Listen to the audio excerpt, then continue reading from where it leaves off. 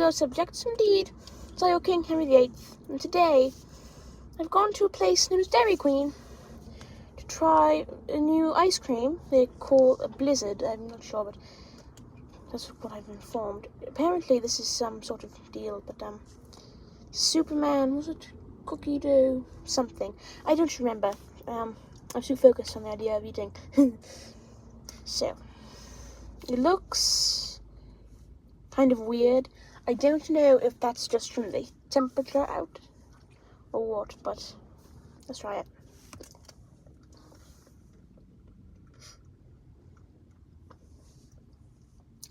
It is weird. It tastes kind of like, I don't know, just me, definitely.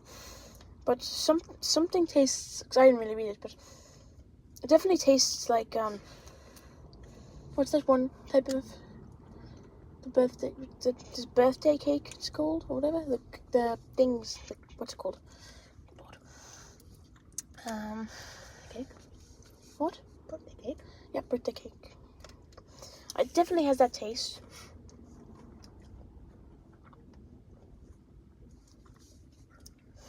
I really like this, actually. I'd probably give it 9.5 out of 10.